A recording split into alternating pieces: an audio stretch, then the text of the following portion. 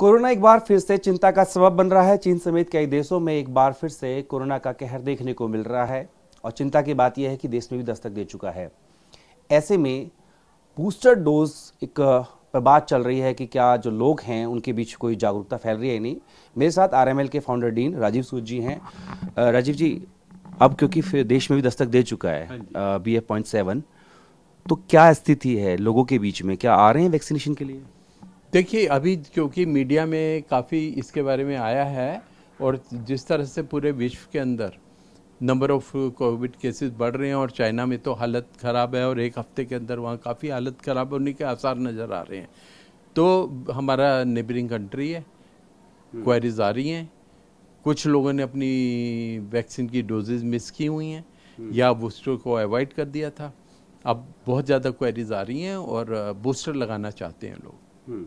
अब ये बताइए कि मीटिंग चल रही है, केंद्र सरकार ने ली, दिल्ली सरकार ने ली, दिल्ली के मुख्यमंत्री ने कहा कि पहली और दूसरी डोज जो वो 100% लगा चुके हैं, लेकिन जो बूस्टर है, प्रिकॉशनरी डोज है, वो सिर्फ 24% लोगों ने ही लगवाई है। कितना चिंताजनक। देखिए, जहाँ तक आप भारत के बारे में करें, हमारी सिचुएशन जो बाकी चाइना से अगर आप कंपेयर कर रहे हैं तो बहुत अलग है। चाइना में 0 टॉलरेंस पॉलिसी थी और टोटल लॉकडाउन्स थे और एक्सपोजर नहीं होने दिया, और वहाँ की वैक्सीन जो है वो अब ये मान लिया गया है कि वो बाकी वैक्सीन जो पूरे विश्व में 8-10 वैक्सीन जो लग रही हैं उनमें सबसे कमज़ोर वैक्सीन थी, तो उनको पूरी प्रोटेक्शन नहीं मिली। इंडिया के जब बात करें, हमारे यहाँ पे जो फर्स्ट सेकंड डोज लगी है उसको भी आप कुछ डोजेस को आप बूस्टर मान सकते हैं, क्योंकि लोगों को इन्फेक्शन हो गया था। सेकंड जो वेव थी और थर्ड वेव थी उसके अंदर काफ़ी पॉपुलेशन इन्फेक्टेड थी, और जब इन्फेक्टेड पॉपुलेशन को 2 डोज लगती हैं तो उसमें आप उसको सेकंड डोज और बूस्टर भी मान सकते हैं, क्योंकि इम्यूनिटी डेवलप हो जाती है। इम्यूनिटी जो रियल इन्फेक्शन से है वो सबसे ज़्यादा होती है, और जो वैक्सीन है वो तो अंडर ट्रायल होती है और उसके बाद अप्रूव होती है और उसके बाद लगाते हैं, और उसके बाद वायरस में कई बार वेरिएशंस हो जाते हैं, वेरिएंट्स आते हैं और उसमें फिर देखना पड़ता है। अब जहाँ तक आप BF.7 की बात कर रहे हैं जो कि नया वायरस मिला है, वो चाइना में तो ज़रूर तबाही मचा रहा है। बाकी कंट्रीज़ जहाँ पे इम्यूनाइजेशन स्टेटस ख़राब है, जहाँ पे वैक्सीन कम लगी है, उन कंट्रीज़ को भी ज़्यादा खतरा है। भारत के अंदर क्योंकि ये कम्युनिटी से इम्यूनिटी बनी, हमारी सेकंड वेव बहुत ख़राब थी, उसके अंदर काफ़ी लोग इन्फेक्ट हो गए, और उसके बाद हमारा जो वैक्सीनेशन प्रोग्राम है बहुत ज़्यादा सफल रहा, और जो इंडिया की वैक्सीन है वो प्रूव हो गया कि वो बेटर है।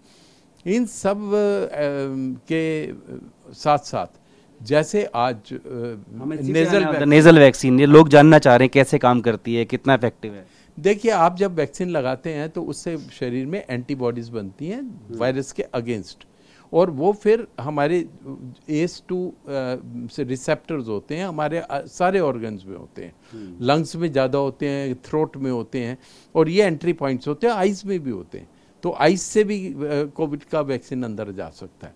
अब अगर हम अपनी प्रिवेंशन एंट्री पॉइंट पे ही ज़्यादा कंसंट्रेट कर दें लोकली, तो जैसे ही हम उसको कंसंट्रेट कर रहे हैं, हमने वायरस को अंदर जाने ही नहीं दिया। तो इसका अभी प्रिकॉशनरी डोज या बूस्टर डोज के तौर पे इसको लगाने के बारे में परमिशन मिली है ड्रग कंट्रोलर से, पूरे ट्रायल हो चुके हैं, और सबसे बड़ी बात है इंडिजिनस है, भारत में ही बनी है, और इससे हमारे को बहुत आशा है। और जो लोगों की कंप्लाइंस कम है, जो लोग लगवाते नहीं है कि इंजेक्शन लगवाना पड़ेगा, कोई पता नहीं क्या साइड इफ़ेक्ट हो जाएगा, वो लोग भी आपने देखा होगा, जैसे पोलियो के दौर में एक इंजेक्टेबल वैक्सीन थी और 1-2 बूंद पोलियो के, और फिर सब ने बच्चों को भी कॉन्फिडेंस से लगाना शुरू कर दिया, और ये तो वैसे ही हो गया जैसे इन्फेक्शन आया ऐसे ही आपने बूस्टर डोज लगा दी। कोई बहुत ज़्यादा ना तो पेन है, ना सुई है, ना कुछ है, तो इससे बहुत ज़्यादा लाभ होने की सिचुएशन है 18 साल से ऊपर वालों के लिए। ये प्राइवेट इंस्टीट्यूशन में शुरू में इसको प्रोवाइड कर दिया गया है और इसको लगाना शुरू हो गया है। जिन लोगों ने बूस्टर मिस की है वो इसका लाभ उठा सकते हैं। तो सर, और लोगों की जिज्ञासा है, मेरी भी है, कुछ जगह पे मैं गया तो लोग ये कह रहे थे कि नॉर्मल वाली जब वो डोज लगवाने जाते हैं बूस्टर डोज, कि 10 लोगों का इंतज़ार करना पड़ता है कि वो आएंगे उसके बाद होगा, और कई बार घंटों बीत जाते थे, कई बार लोग पूरे नहीं होते, वाइल ख़राब ना इसलिए नहीं लगाई जाती थी। तो क्या नोज़ल में इंडिविजुअल जाएगा उसको लग जाएगी, या उसमें भी पूरा एक कोरम पूरा करना पड़ेगा कि वाइल पूरा? देखो ये एक इसके अंदर तो कोरम पूरा नहीं करना पड़ेगा, एक भी जाएगा तो लग जाएगा, एक भी जाएगा। और ये सबसे पहले प्राइवेट सेक्टर्स के अंदर लग रही है, आपका ये भी नहीं है कि आपको इसके बारे में तो आपको पेमेंट देनी है नॉमिनल, और उसके बाद ये लग जाएगी, तो इतना कोई रुकावट आने वाली नहीं है। सर लास्ट सवाल आपसे पूछूंगा, अगर मैं ही RML की ही बात करूं, वैक्सीनेशन प्रॉपर है सर, अगर या लोग ही कम आ रहे हैं? देखो मैं आपको बताऊं, जैसे हमारी फर्स्ट वेव थी और उसके अंदर जब हमने देखा तो आप बाहर वालों का तो छोड़िए, डॉक्टर्स भी 31% लोगों ने सिर्फ वैक्सीन ली थी, जो पहली वेव थी। पर जब दूसरी वेव ने तबाही मचाई तो हर आदमी ने लाइनें लगाई, और लाइन लगा के उन्होंने वैक्सीन भी लगवाई और बूस्टर भी लगवाया।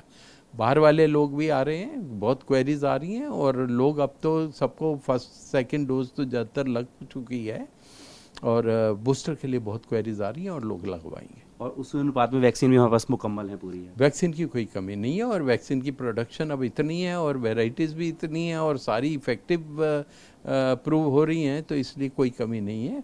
और बूस्टर जिसको भी चाहिए उसको आराम से लग सकता है। बिल्कुल। अगर बात करें दिल्ली की तो बूस्टर डोज काफ़ी हैं, और अब क्योंकि बीच में कोरोना के मामले कम आ रहे थे तो लोगों ने वैक्सीन लगाने में भी कोताही बरती थी, लेकिन एक बार फिर से कोरोना का जो म्यूटेंट है BF.7 उसने देश में दस्तक दी है। तो ऐसे में लोगों के बीच अब जागरूकता फैली है, धीरे धीरे आने लगे हैं। TV9 भारतवर्ष भी आप तमाम लोगों से ये अपील करता है कि अगर आपने अपनी बूस्टर डोज या प्रिकॉशन डोज को स्किप किया है तो वक्त रहते जल्द से जल्द लगवा ले, ताकि आप कोरोना की मार से बच सके। अपने वीडियो से राजीव रंजन के साथ जितेंद्र भाटी, TV9। दिल्ली NCR की हर छोटी बड़ी खबर जानने के लिए सब्सक्राइब करें अपना पसंदीदा channel TV9 Delhi NCR। Facebook, Twitter और इंस्टाग्राम पर हमें सर्च करें @TV9 दिल्ली NCR पर।